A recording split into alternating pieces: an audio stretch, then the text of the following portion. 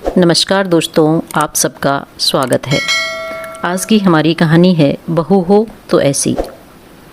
गांव के बीचों बीच एक बड़ा सा घर और घर के आंगन में बिखरी हुई हल्की गुलाबी धूप। एक तरफ एक तुलसी का पौधा लगा है और उसके आसपास बहुत ही सुंदर रंग बिरंगे फूल वाले पौधों के बीच रखे मोगरे की खुशबू सारे घर आंगन को महका रही है।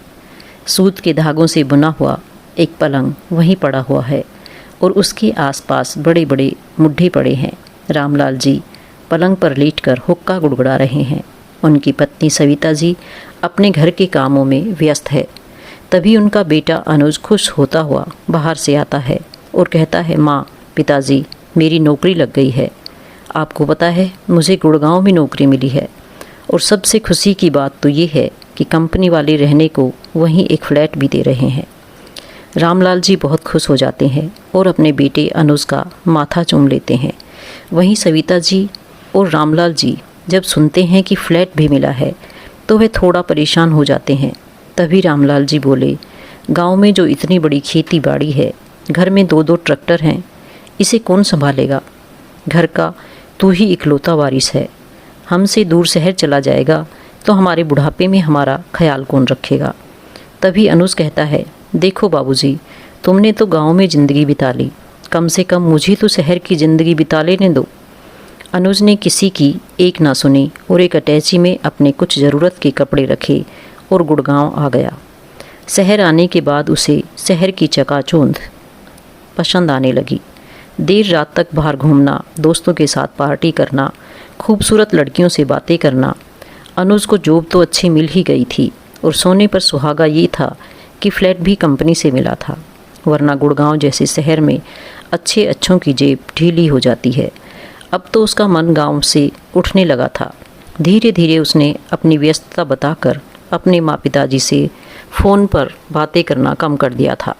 अब वो सोचने लगा, कंपनी की तरफ से मुझे रहने को फ्लैट मिला है। मैं चाहता हूँ मुझे शहर में कोई लड़की मिल जाए जो मेरी जीवन साथी बन जाए। कंपनी में खूबसूरत 24 वर्ष की लड़की अनीशा से उसकी दोस्ती बढ़ने लगी।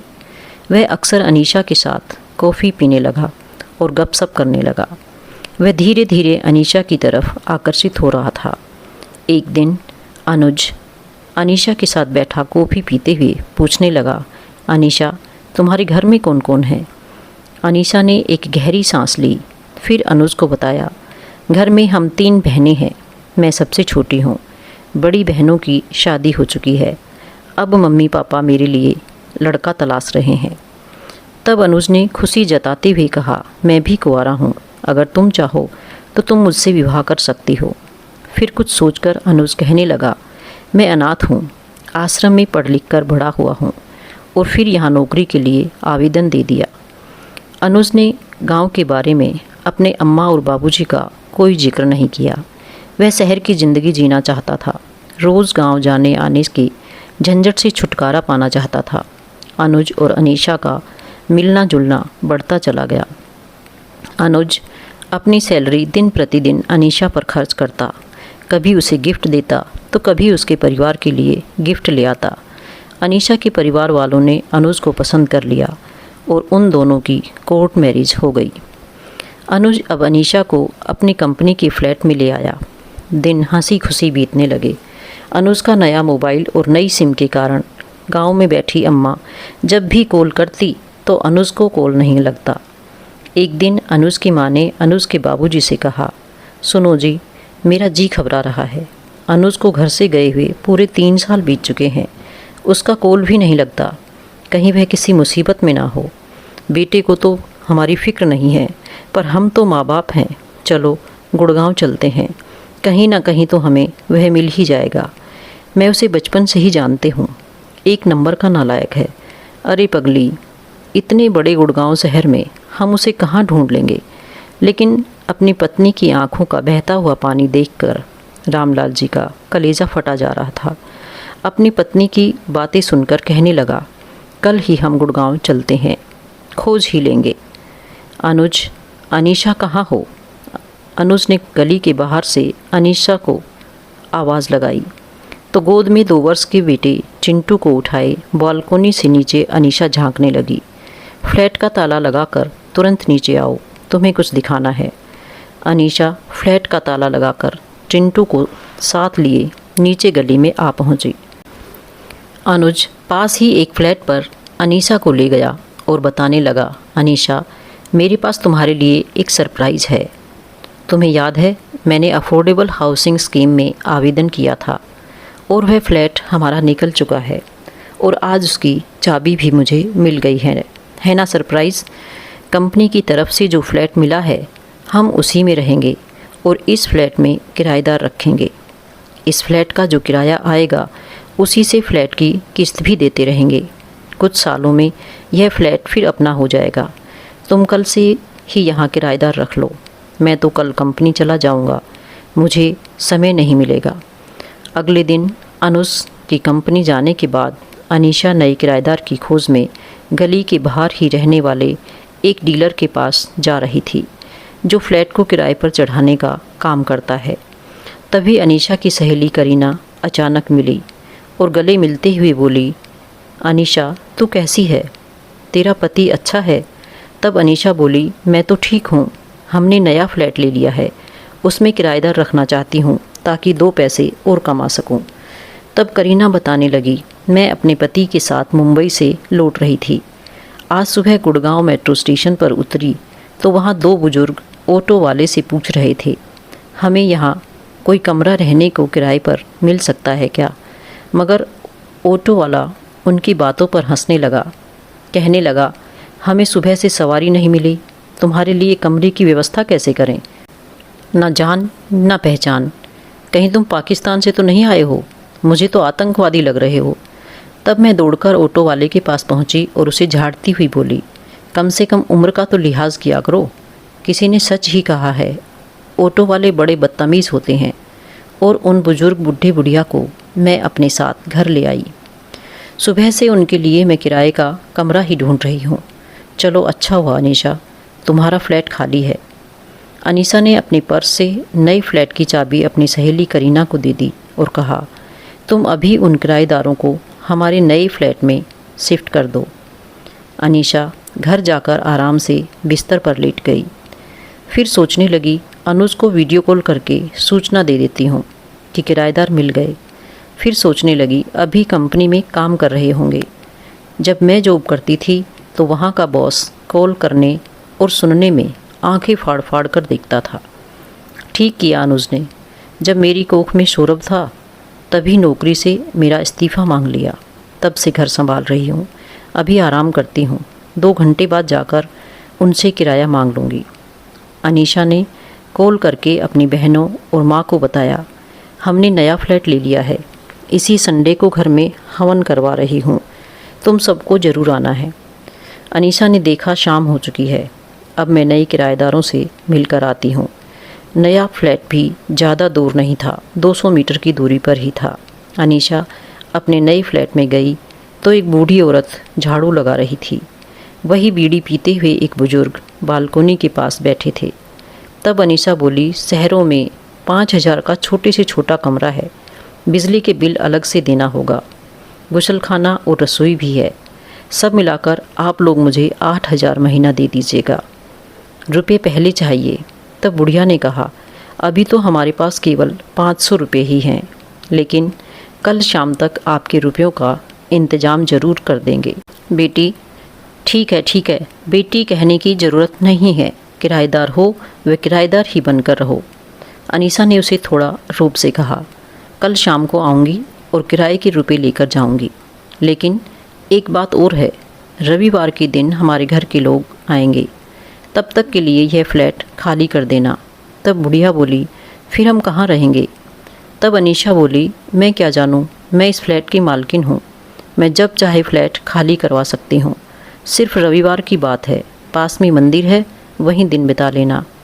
इतना कहकर अनीशा चली गई। वह बुढ़िया साफ सफाई करके अपने बुड्ढे से बोली, तुम ऐसा करो, गांव चले जाओ, ट्रैक्टर बेचकर कुछ रुपए ले आओ। न जाने अनुज को ढूंढने में कितने दिन लगेंगे, फिर हमें इस फ्लैट का किराया भी तो दे देना है और पेट की आग बुझाने के लिए रोटी भी तो चाहिए।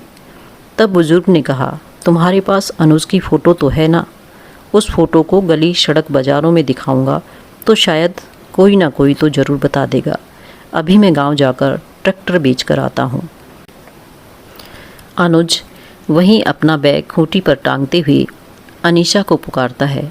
तब बाथरूम से आवाज़ आई, 2 मिनट रुको, मैं अभी आती हूँ। चिंटू पालने में झूल रहा था। उसके पीने का दूध उबालने के लिए रसोई में खड़ी होती हुई अनीशा बताने लगी, किराएदार आ चुके हैं, पैसे कल शाम तक देंगे। तब अनुज बोला, तुम्हें तो पहले एडवांस लेना था, फिर बसने देती। फ्लैट में 8,000 से 1 रुपया भी कम मत लेना। यह गुड़गांव शहर है, किसी पर भी नरमी मत बरतना, वरना किराएदार फ्लैट ही हड़प कर सकते हैं। इतना कहकर अनुज टेलीविज़न चलाकर चिंटू को लोरियां सुनाने लगा। अनीशा किचन में सब्जी पकाने लगी। बुजुर्ग भी उठा और स्टेशन पर आकर बैठ गया। 2 घंटे के बाद रेल से एक आदमी उतरा और बुजुर्ग के पास पहुंचकर बोला, नमस्ते काका, आपने जो कॉल किया था और बताया था मैंने वैसे ही किया। ट्रैक्टर बेच दिया और वह रकम इस थैले में है। मगर तुमने अपना ट्रैक्टर इतने कम दामों में क्यों बेच दिया? कुछ समझ नहीं आया। तब बुजुर्ग कहने लगा, रामू तू क्या जाने औलाद के बिछड़ने का दुख।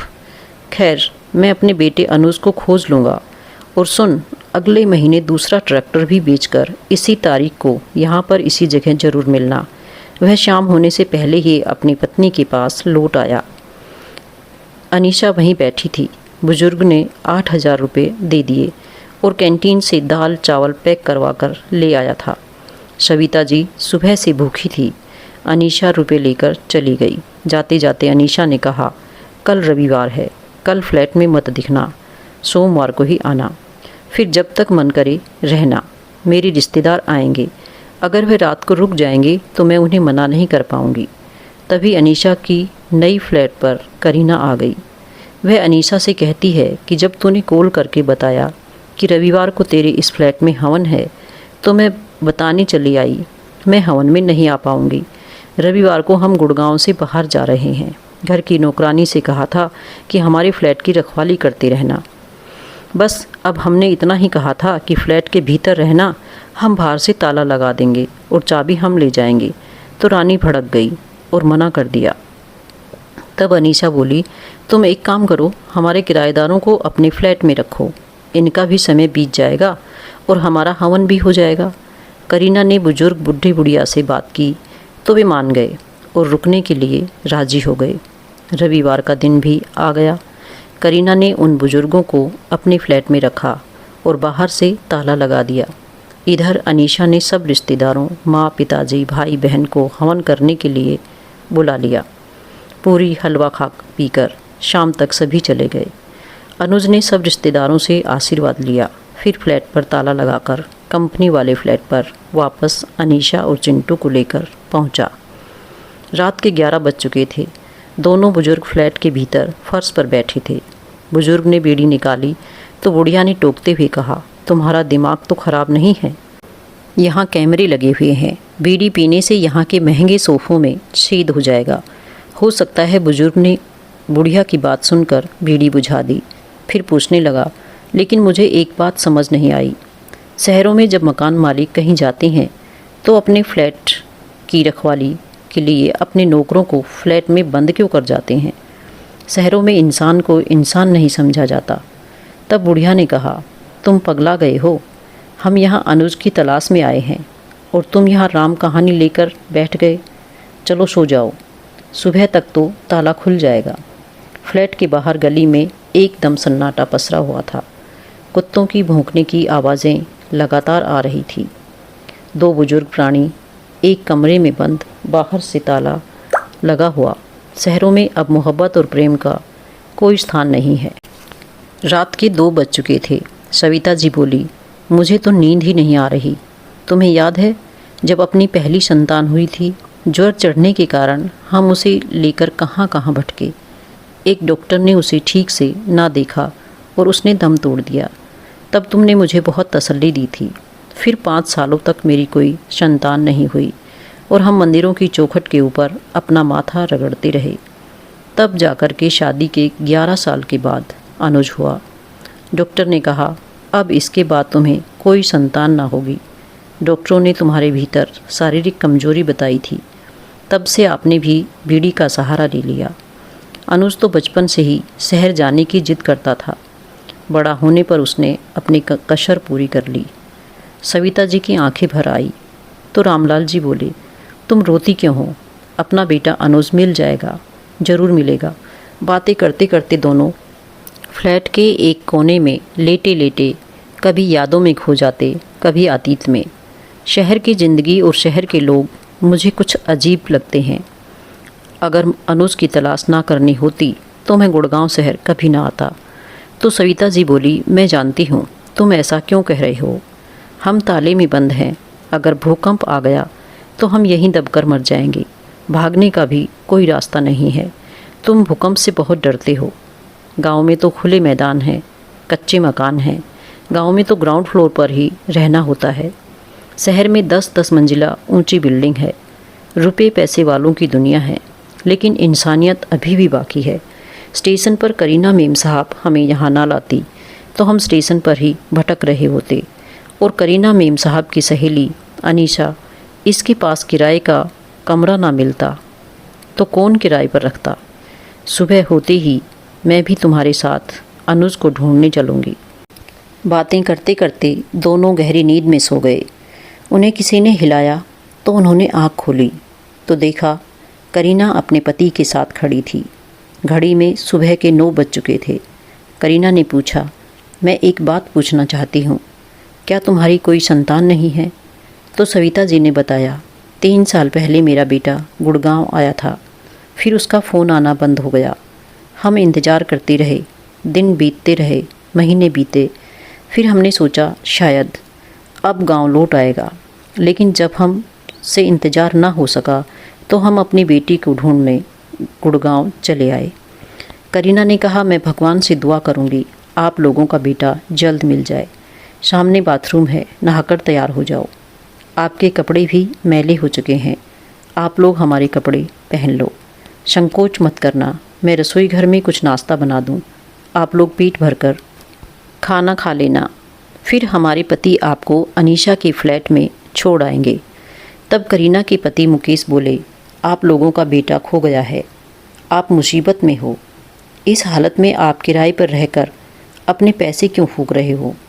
हमारे यहीं इसी फ्लैट में रहिए, हम भी आपके बेटे की खोजने में आपकी मदद कर सकते हैं। तब बुढ़िया बोली, हम तो अनीशा को 8,000 रुपये किराया दे चुके हैं, इसलिए 1 महीना तो हमें वहीं रहना होगा। वैसे भी ईश्वर ने चाहा तो इसी महीने हमारा बेटा मिल जाए तो हम अपने गांव लौट जाएंगे। तब करीना के पति ने कहा, ठीक है, जैसी आपकी मर्जी, मगर अनीशा के फ्लैट में तो बिस्तर ना होगा। मैं आपको अपनी गाड़ी में बिठा कर ले चलता हूँ और वहाँ बिस्तर का इंतज़ाम कर देता हूँ। हमारे पास बहुत कपड़े, चादर, कंबल, तकिया हैं और खाने पीने की चिंता ना करना। सुबह शाम मेरी पत्नी करीना आपके पास खाना रोज़ देकर आ जाएगी। बुढ़िया और बुजुर्ग ने नहाकर करीना के दिए कपड़े पहन लिए और नाश्ते के बाद करीना का पति मुकेश उन्हें गाड़ी में बिठाकर फ्लैट पर ले आया। फ्लैट पर ताला लटका हुआ था। तभी करीना का फ़ोन आया, सुनो जी, मेरे पास अनीशा का फ़ोन आया था। उसने बताया था इस फ्लैट की चाबी बालकोनी के सामने तुलसी के गमले के नीचे रखी हुई है। करीना के पति ने चाबी निकाली, ताला खोला और फ्लैट में बिखरी गंदगी को देखकर कहने लगा, कल यहाँ हवन हुआ था, चारों तरफ कितनी गंदगी है। मैं अपना नौकर भेजकर यहाँ सफाई करवा देता हूँ। अभी मैं ऑफिस के लिए जा रहा हूँ, शाम को मिलता हूँ। हाँ, अपने बेटे की फ़ोटो भी दे दो, शायद रास्ते में दिखाई पड़े तो मैं तुम्हें सूचना दे दूँगा। बुढ़िया ने फ़ोटो निकालकर करीना के पति को पकड़ाते हुए कहा, यही मेरा बेटा है। और बेटा, तुम बहुत अच्छे हो, इतना तो कोई अपना भी नहीं करता जितनी तुम हमारी मदद कर रहे हो। अरे माँ जी, मुझे भी अपना बेटा ही समझो और इंसान ही इंसान के काम आता है। करीना का पति तुरंत फ़ोटो लेकर गाड़ी से वापस अपने घर आया और करीना को फ़ोटो दिखाते ही बोला, यह तो अनीशा का घरवाला लग रहा है, क्या मैं धोखा तो नहीं खा रहा हूँ? तब करीना ने भी फ़ोटो को देखा और कहा, शक्ल तो अनुज से मिल रही है, मगर अनुज तो अनाथ है, मुझे अनीशा ने बताया था। तुम गलत फ़ोटो तो नहीं ले आए? तब करीना का पति बोला, उन दोनों ने यही फ़ोटो पकड़ाई है और कहा इसका नाम अनुज है। 3 सालों से गांव लौट कर नहीं आया। करीना ने तुरंत अनीशा को कॉल करके अपने फ्लैट पर बुलवाया। ऐसी क्या ख़ास बात है, तुम कॉल पर ही बता दो। नहीं अनीशा, तुम्हें आना ही होगा। अनीशा, तुम्हें एक बात बतानी है। पहले बैठो, अपना दिल थाम लो। तुम्हारे पति अनुज ने तुमसे एक बात छुपाई है। अनुज अनाथ नहीं है, अनीशा ने कहा। अब मैं क्या करूं? तब करीना ने कहा, तूने एक नालायक बेटे से शादी करके खुद को बर्बाद किया है। जो माता पिता का ना हो सका तो भला तेरा क्या होगा? तू इस समय अपने सास ससुर के पास जा, उनका आशीर्वाद ले, उनकी देखभाल कर। मगर अनुज को इस बात की जानकारी नहीं होनी चाहिए कि उनके माता पिता उसे ढूंढते ढूंढते यहाँ गुड़गांव शहर तक आ पहुँचे हैं। तुम्हारे ही घर पर किराएदार बनकर रह रहे हैं। अनुज से तो हम बाद में निपट लेंगे। उससे जिस तरह बूढ़े माँ बाप का दिल दुखाया है, अनुज को भी कड़ी से कड़ी सज़ा मिलनी चाहिए। अनीशा बच्चे को लेकर तुरंत अपने नए फ्लैट पर पहुंची तो दोनों बूढ़ी बुढ़िया ताला लगाकर सीढ़ियों से उतर रहे थे। उन्होंने रोका, आप लोग कहाँ जा रहे हो? तो उन्होंने बताया, हम जिस काम के लिए आए थे उसे पूरा करना है। तब अनीशा ने ताला खोलते हुए कहा, आप लोग इस फ्लैट में आराम करो। इतने बड़े गुड़गांव शहर में कहाँ कहाँ भटकोगे? आपके बेटे को हम मिलकर तलाश लेंगे। आप लोग आराम कीजिए। इतना कहकर वह तुरंत कंपनी वाले फ्लैट में कुछ मज़दूरों को साथ लेकर पहुंची और उन मज़दूरों से कहा, यह डबल बेड हमारे नए फ्लैट पर पहुंचाना है। गद्दा, कंबल और चादर समेत 700 रुपये में बात हो गई। शाम हुई तो अनुज घर आया। देखा तो डबल बेड नहीं था। अनीशा, अपना डबल बेड कहाँ गया? तब अनीशा बोली, उसे दीमक लग गई थी, इसलिए मैंने उसे एक कबाड़ी को दे दिया। तब अनुज खाना खाने लगा। टेलीविज़न में विज्ञापन आ रहा था, कल भारत और ऑस्ट्रेलिया का मैच है। अनुज बोला, कल मैं दफ्तर से आने के बाद मैच देख लूँगा। उस रात अनुज खा पीकर सो गया। अगले दिन अनुज घर आया तो सामने दीवार पर टेलीविज़न नहीं था। तब अनीशा ने बताया, दीवार से अचानक कील ढीली हो गई और टेलीविज़न नीचे फर्श पर गिरकर टूट गया। मैंने सफाई करके कूड़े वाली गाड़ी में फेंक दिया। कांच फैल गया था। सारा दिन सफाई करती रही। अनुज कहने लगा, मुझे मैच देखना था, अब मैं क्या करूं? रात होने पर अनुज के लिए फर्श पर बिस्तर लगा दिया। अनुज ने कहा, कुछ रुपए इकट्ठे करके हमें नए बेड और टेलीविज़न लेना पड़ेगा। अगले दिन अनुज दफ्तर से घर आया। घर की सारी कुर्सी गायब थी। अनुज ने कहा, घर की कुर्सियाँ कहाँ हैं? इतनी घटिया कुर्सियाँ खरीदी थी, उनमें भी खटमल दीमक भरे पड़े थे, सब कूड़े में फेंकवा दी। अनुज उस रात चुपचाप सो गया, मगर नींद नहीं आ रही थी। वह अनीशा के पास गया। चक्कर क्या है, तुम 3 दिनों से बिस्तर अलग लगा रही हो? अनीशा बोली, सौरभ का सारा दिन संभालना होता है, घर का काम होता है, रात को ही थोड़ा आराम मिलता है मुझे। नींद आ रही है, तुम भी सो जाओ। बढ़ती जनसंख्या के दौर में अपना एक बेटा ही काफ़ी है। अनुज दफ्तर का थका था, उसे भी नींद आ गई। सुबह अनुज उठा तो अनीशा किचन में खाना बना रही थी। अनुज दबे पांव पीछे से आकर उसकी कमर पकड़ते हुए बोला, आज मेरा मूड बना दो। तभी अनुज की नज़र रोटी पर पड़ी। अनीशा, हम तो घर में केवल 2 ही लोग हैं। चिंटू दूध पीता है, मुझे तो ऐसे लग रहा है जैसे तुम 4 लोगों का खाना बना रही हो। तब अनीशा बोली, मैंने डॉक्टर से अपनी भूख बढ़ाने की दवाई ली है, तुम्हें कोई एतराज़? तो अनुज बोला, ठीक है, तुम दिन भर खाती रहो, मुझे क्या, मगर आज सब्जी में क्या बना रही हो? तब अनीशा बोली, तुम नहा कर आओ, तब तक मैं बैंगन की सब्जी तैयार करती हूँ। मंडी में मुझे यही मिली तो खरीद लाई। अनुज बोला, तुम जानती हो मैं बैंगन नहीं खाता, फिर भी बैंगन बना डाले। तो अनीशा मुस्कुराती हुई बोली, अब तो बन गए, आज यही सब्जी दफ्तर में ले जाओ। अनुज के दफ्तर में जाने के बाद अनीशा ने तुरंत दूसरी सब्जी बनाई। रोटी में देसी घी लगाकर एक टिफ़िन बांधकर रोज़ की तरह चिंटू को गोद में लेकर अपने नए फ्लैट पर चल पड़ी। फ्लैट में सामने की दीवार पर टेलीविज़न चल रहा था। डबल बेड पर दोनों बुजुर्ग बैठे थे।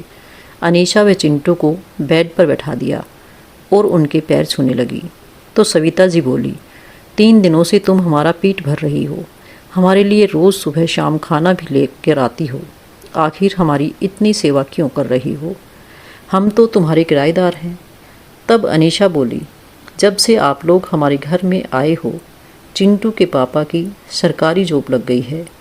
अब तो हमारे पास पैसों की कोई कमी नहीं है। मैं आप लोगों से किराया भी नहीं लूँगी। कल हम लोग पिकनिक गए थे, आज भी कोई नई जगह घूमने चलेंगे। गुड़गांव का कोना कोना मैं आप लोगों को घुमा दूँगी। घर में अकेली रहती थी, बोर हो जाती थी। अब आप लोगों का साथ रहेगा तो मेरा समय भी कट जाएगा। और हाँ, आपका बेटा मिल गया है, लेकिन वह अभी हिंदुस्तान में नहीं है, अमेरिका गया है। 1 महीने बाद ही लौटेगा। जब तक आप लोग यहाँ आराम से रहें। इतने में करीना आ गई। नमस्ते माँ जी, नमस्ते बाबूजी। आज भी मेरी अनुज से बात हुई थी, अमेरिका से 1 महीने बाद ही लौट रहा है। करीना ने अनीशा को इशारे में आंख मारी तो अनीशा समझ गई। अब आगे का क्या प्लान है? करीना बोली, मेरे बच्चे बड़े हैं, स्कूल सुबह ही चले जाते हैं, दोपहर तक आते हैं, इसलिए मैं दोपहर के 1 बजे तक ही यहाँ रह पाऊँगी, लेकिन आती रहूँगी। करीना ने अनीशा को समझा दिया। आज शाम अनुज के साथ क्या करना है? ठीक है, यह बात किसी को पता नहीं चलनी चाहिए। शाम होने पर अनुज अपनी कंपनी के फ्लैट पर आया तो ताला लगा हुआ था। तभी अनुज का मोबाइल बजा। अनीशा ने बताया, आज मैं अपने मायके में हूँ, अर्जेंट आना पड़ा, कल सुबह तक आ जाऊँगी। थोड़ा धक्का दोगे तो दरवाज़ा खुल जाएगा और मुझे डिस्टर्ब मत करना। हमारे यहाँ पड़ोस में कोई मर गया है, चीख पुकार मची हुई है। अलमारी में तुम्हारे 50,000 रुपये रखे थे, मैं लेकर आई हूँ, अभी फ़ोन रखती हूँ। अनुज फ्लैट में अपने दफ्तर के कपड़े उतार कर बाथरूम में चला गया तो नहाने का साबुन नहीं मिला। फिर अनुज ने बिना साबुन के ही नहा लिया। फ्रिज खोला तो दूध भी नहीं था कि वह चाय बना ले। रसोई घर में बैंगन की सब्जी रखी थी जो शाम तक खराब हो चुकी थी। नाक से सूंघ कर अनुज को याद आया, जब वह छोटा था तब अपनी अम्मा पर चीखता था, तुमने बैंगन की सब्जी फिर बना दी, मेरे लिए कोई नई सब्जी बनाओ। मेरी जिद के आगे मेरी माँ मेरे लिए नई सब्जी फिर बनाने बैठ जाती थी। कुछ समझ नहीं आ रहा, मैंने अनीशा के साथ शादी करके ठीक किया या गलत। एक एक पैसा इकट्ठा करके टेलीविज़न ख़रीदा था, उसने टेलीविज़न तोड़ दिया और पलंग कुर्सियाँ भी कूड़े में फेंकवा दी। कुछ दिनों से उसका मूड ठीक नहीं है, मगर बात तो अच्छे से करती है, अच्छे परिवार की है। अब तो बैंगन भी खाने पड़ेंगे। माँ जी, लो पकोड़े खाओ, हरी चटनी के साथ, अभी ऑर्डर करके मंगवाए हैं। आज मेरे पति दफ्तर से घर नहीं आएंगे, उनकी ज़रूरी मीटिंग है। मैं अकेली फ़्लैट में कैसे सो सकती हूँ, मुझे डर लगता है, इसलिए आज रात मैं यहीं चिंटू को लेकर सो जाऊँगी। हम तो किराएदार हैं और तुम इस घर की मालकिन हो। देखो, आप लोग खुद को किराएदार कहते हो तो मुझे बुरा लगता है। तभी दरवाजे की बेल बजी तो कुछ लोग एक नया फ्रिज लेकर आते दिखे। दरवाज़ा खोला ही था। नमस्ते मैम साहब, आपने फ्रिज का ऑर्डर दिया था, पता इसी फ्लैट का लिखवाया था, फ्रिज कहाँ रखना है? अनीशा ने किचन के पास इशारा करते हुए उन मज़दूरों से कहा। वह फ्रिज चालू करके चले गए। अनीशा ने चिंटू के दादा दादी को बताया, गर्मी के दिन है, ठंडा पानी और फल सब्जी रखने के लिए फ्रिज उपयोगी वस्तु है। अनीशा ने मोबाइल से ऑर्डर पर फल, दूध की बोतल और सब्जियां मंगवाई। अनीशा घर के कामों में जुट गई, साफ़ सफाई और किचन तैयार किया। बाज़ार के 3-4 चक्कर लगाकर नमक, तेल, चीनी, मसाले, ज़रूरत की सभी चीज़ें खरीद लाई। रात 8 बजे अनीशा चिंटू के दादा दादी को बाहर मार्केट में घुमाने ले गई। वहाँ उनकी शॉपिंग में कपड़े दिलवाए तो सविता जी बोली, हम तो समझती थी शहर के लोग बहुत बुरे होते हैं, मगर तुम तो हमारी सेवा ऐसे कर रही हो जैसे हम तुम्हारे माँ बाप हैं। उनकी बातें सुनकर अनीशा की आंखों से पानी की एक बूंद टपक पड़ी। चाहकर भी बता नहीं पा रही थी कि आप लोग मेरे सास ससुर हैं और चिंटू आपका पोता है और मैं आपकी बहू हूँ। मगर करीना ने अभी कुछ भी बताने से मना किया है। करीना के पति वकील हैं, वे लोगों को न्याय दिलाते हैं, बूढ़े लोगों को भी दिलवा कर ही रहेंगे। क्या सोच रही हो बेटी? सविता जी ने आइसक्रीम खाते हुए कहा। कुछ नहीं, चलो आज आपको चाउमीन और खिलाती हूँ। गुड़गांव वाले इन चीज़ों को बड़े शौक से खाते हैं। वह देखो सड़क किनारे कितनी छोटी बड़ी दुकानों पर भीड़ लगी है। ग्राहक कैसे अपना अपना पसंद का खाना पीना खा रहे हैं। चाउमीन मोमोज़ खाने के बाद अनीशा लौट आई। सामने टेलीविज़न चला दिया और चिंटू अब तक सो चुका था। चिंटू के दादा दादी अनीशा से बोले, हमें अपने बेटे की चिंता हो रही है, एक बार उससे बात हो जाती तो दिल को तसल्ली मिल जाती। तब अनीशा ने कहा, आप लोग चिंता मत कीजिए, 1 महीने की ही तो बात है, मुझ पर विश्वास रखिए। विश्वास तो है बेटी, मगर छोड़िए रात हो गई है, आराम कीजिए। अनीशा थोड़ा सा मुस्कुराई। इधर फ्लैट में अनुज रात को करवटी बदलकर बेचैन हो रहा था। बैंगन की सब्जी खाने के बाद पेट में दर्द भी होने लगा था और आज नहाने के लिए साबुन भी नहीं मिला था तो जिस्म से बदबू आ रही थी।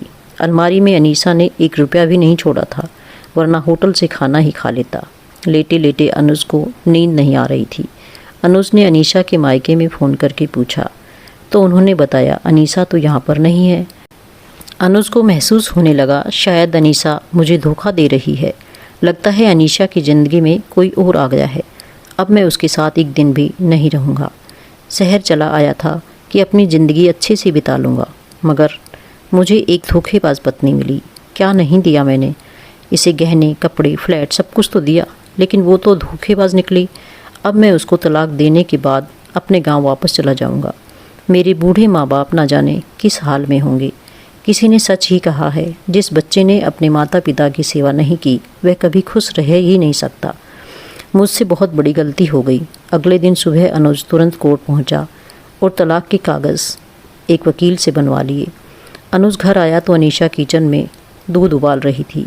अनुज ने पेपर अनीशा को दिखाते हुए कहा, कल रात तुम कहाँ थी? मैं तो मायके गई थी। मैंने मायके फ़ोन लगाया था, मगर तुम वहाँ पर नहीं थी। तुम जैसी घटिया पत्नी के साथ मैं एक दिन भी नहीं रहना चाहता। अनीशा ने भी तलाक के कागज़ पर साइन कर दिए। अनुज कागज़ लेकर कोर्ट में जमा करने के लिए चल पड़ा। अनुज के जाने के बाद अनीशा ने सारी बात अपनी सहेली करीना को कॉल करके बताई। तब करीना ने कहा, मुझे लगता है अब अनुज के दिल में अपने माता पिता के प्रति प्रेम जाग गया है। वह अपने गांव अवश्य जाएगा। अपने बूढ़े माता पिता से मिलने के लिए मैं अनुज को कोर्ट में जाने से पहले ही उसे रास्ते में रोकती हूँ। करीना अपने पति मुकेश के साथ गाड़ी में बैठकर कोर्ट की तरफ चल पड़ी।